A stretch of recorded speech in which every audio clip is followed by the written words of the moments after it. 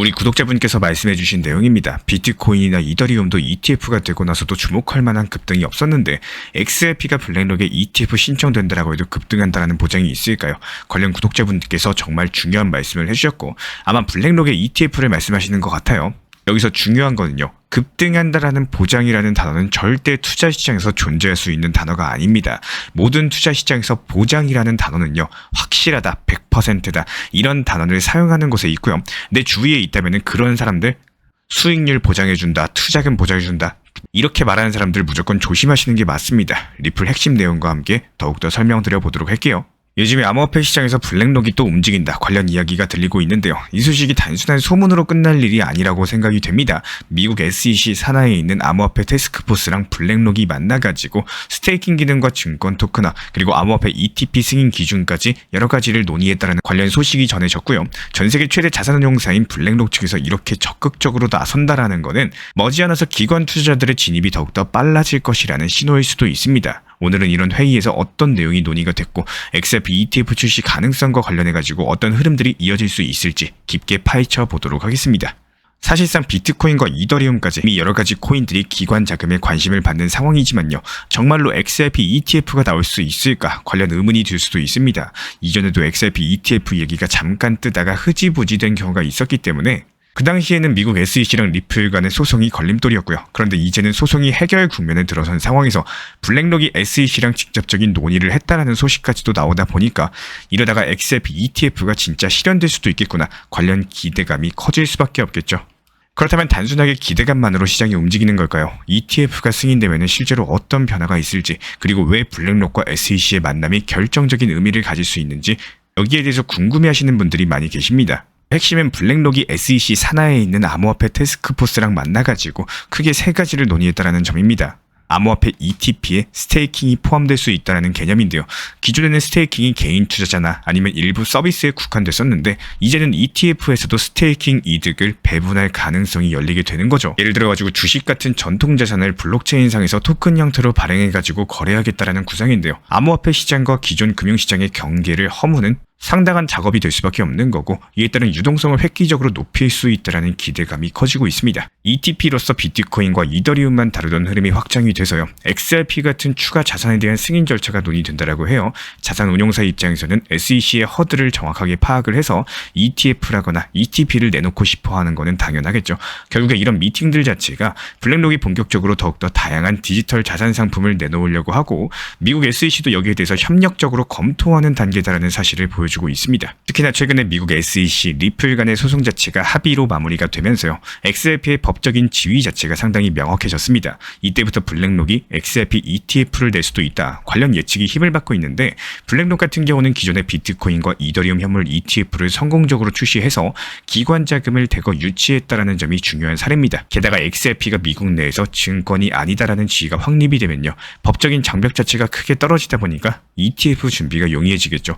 일각에서는 이미 그레이스케일, 프랭클린 템플턴 여러가지 주요 자산 운용사들이 XRP ETF를 준비 중에 있는데 블랙록이 여기에서 가세를 하면은 시장 판도가 크게 흔들릴 거라고 보고 있습니다.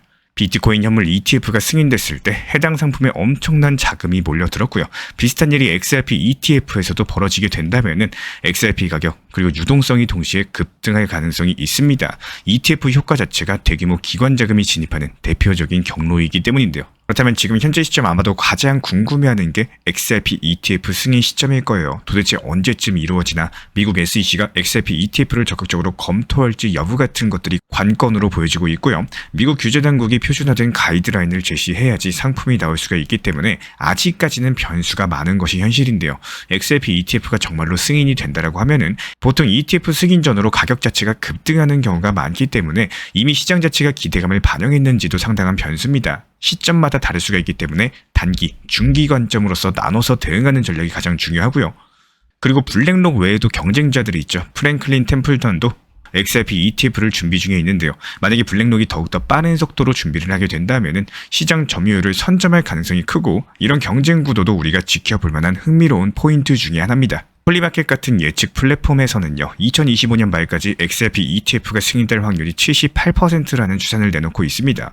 시장이 굉장히 기대감이 높다라는 의미지만요, 아직까지 100% 확정적이다, 이렇게 보기는 이르죠. 그렇기 때문에 우리 구독자분들 같은 경우는 이런 이슈들 조심하셔야 됩니다. 예를 들어가지고 ETF 승인, 재료 소진 이슈 같은 것들, 비트코인 ETF 승인되고 나서 단기 급등하고 나서 조정이 왔던 것처럼 XRP에도 비슷한 패턴이 나올 수 있다는 것들을 미리 알고 계셔야 돼요. 그리고 규제 환경과 관련해가지고 미국 SEC가 전체적으로 암호화폐에 우호적으로 돌아선 건 아니겠죠. 다른 알트코인 규제랑 별개로서 애플 XRP에 대한 소송을 끝낸 특별 케이스다. 이 점을 잊지 마셔야 됩니다. 그리고 블랙록과 관련해서도 마찬가지예요. 회의에서 논의가 됐다라고 해서 이게 당장 ETF를 내놓는 건 아니겠지만 준비가 이미 상당 부분 진행됐을 수가 있습니다. 구체적인 발표가 나와야지 확신이 서는 거고, 결과적으로 봤을 때 XRP ETF가 실제 등장하는 일은 아직까지 공식화되지는 않았지만요, 블랙록이 SEC 암호화폐 태스크포스와 만나가지고 스테이킹 기능이나 증권 토크나 암호화폐 ETP 승인 기준을 논의했다라는 소식 자체가 기관이 디지털 자산 시장에 본격적으로 들어오려고 한다, 관련 신호로 해석을 해볼 수가 있겠습니다. 게다가 XRP ETF에 대한 가능성 자체가 계속 언급이 되고, 예측 시장에서는 승인 확률이 78%나 나온다라는 거는 시장이 그만큼 기대하고 있다라는 의미를 가지고 있겠죠. 아직까지 정식으로 XRP ETF가 승인됐다, 관련 발표는 아니겠지만요, 이런 제도가 갖춰지면은 XRP에는 엄청난 자금 유입이 가능하다, 이 점만큼은 분명한 상황입니다. 그렇기 때문에 우리 구독자분들, 이거를 언제 어떻게 대비해야 되냐, 이런 것들이 큰 고민이실 텐데요. 괜히 지금 무리하게 매수했다가 일정이 지연되면은 마음고생이 있을 수도 있을 거고, 반대로 뒤늦게 쫓아가려다가 더욱더 높이 사야 될 수도 있을 겁니다. 이럴 때 가장 중요한 거는 시장 흐름과 규제 변화를 정확하게 파악을 하면서 차근차근 준비를 해주는 거예요. 막연한 기대감들이 아니라 실제 데이터와 정황을 기반으로서 전략을 짜야 되는 거죠. 영상 보시면은 나도 타이밍을 놓치지 않고 대비하고 싶다, 이런 생각이 드신다면은 제 유튜브 채널에서 진행하고 있는 코칭 프로그램 리플 커뮤니티방을 검토해 보시기를 권장드립니다. 왜냐하면 지금 기관 자금이 들어올 시점을 잘 잡으시면요, 수익 잠재력이 크게 높아지겠지만 거꾸로 실패하면 손해도 커질 수 있기 때문에 저희 채널 차원에서 우리 구독자분들께서 이런 기회들 제대로 잡아 나가시기를 진심으로 바라고 있습니다. ETF가 승인되는 날 이미 나는 준비가 돼 있어가지고 차분하게 수익을 확보했다, 이런 말할 수 있는 사람이 되면 얼마나 좋을까요? 지금 함께 공부하고 준비하신다면 그런 미래가 얼마든지 가능할 거라고 생각을 해요. 궁금하신 점 문의 주시면 제가 직접 도움드리고 있고요. 그리고 한 번 더 강조드리고 시작을 하겠습니다. 모든 투자 시장에서는 100% 보장, 확실, 무조건이다, 이런 말을 쓰는 곳이 있고요. 근데 지인이라거나 주위에도 이렇게 말하는 사람이 있으면은 일단 의심해보고 물음표를 갖고 생각하시기를 추천을 드립니다. 모든 투자에서는 당연히 손실이 존재하고 리스크라는 게 존재하는 게 당연하겠죠. 그런 것들을 부정하려고 하면은 이런 투자 시장에서 절대로 살아남지 못합니다. 이게 싫으시다면은 은행 예적금 들어가시는 게 맞는 거고, 비트코인, 이더리움, ETF 승인 이후로서 상승보다는 오히려 움직임이 나오지가 않고 조금씩 우하향하는 차트를 그렸던 상황을 기억을 하실 거예요. 대부분의 누구나 알고 있는 호재는 호재가 아닙니다. 흔히 말하는 재료 소진, 호재 속의 악재로 바뀌는 경우가 많기 때문에 승인이 나오기 이전에는 기대값으로서 우상향을 그리고 이미 상승이 나왔기 때문에 당연하게도 발표 이후에는 움직임이 안 나오네, 이런 기대값의 실망 매물들, 그리고 재료 소진으로 인해서 하락으로 이어지는 상황들이 자주 나오는 게 원래 맞습니다. 그래서 항상 우리는 적당한 단기 고점이 찾아왔을 때 호재가 나온 순간, 혹은 호재가 오히려 나오기 전에 분할 익절을 통해서 내 것으로 만들어 놓을 줄 아셔야 됩니다. 점점 블랙록의 ETF에 대한 내용도 입소문을 타기 시작을 할 거고, 여기에 대해서 기대값으로 인해 가지고 조금씩 상승을 그려 나갈 거고, 그 단기 고점에 도달하는 시점에 ETF 승인에 대한 기대 심리로 인해 가지고 많은 개인 투자자분들 그리고 리플 단기 투자자분들이 몰려서 단기 상승이 나와 줄 겁니다. 하지만 만약에 승인 발표가 나왔다라고 했을 때 큰 상승이 아닌 10에서 20% 정도 상승이 나오고 움직임이 안 나오는 상황에 실망 매물로 인한 매도세, 재료 소진 같은 것들로 인해 가지고 순간적으로 빠졌을 때 다시 제자리로 돌아올 확률이 클 수가 있어요. 그러면은 어떻게 매매 대응의 시나리오를 미리 세워놓고 나는 어느 구간에서 분할 익절을 해놓고 지켜볼지, 그냥 나는 무조건 몰빵을 하고 좋으나 싫으나 끝까지 지켜볼지, 이런 부분들에 대해서 잘 생각을 해보셔야 된다는 겁니다. 저는 우리 구독자분들께서 반드시 효율적인 매매에 대한 대응을 하셨으면 해요. 당연하게도 정답은 없겠지만 어떤 방법이 좋고 그리고 안 좋고가 없기 때문에 항상 응원 도움 드리도록 하겠습니다.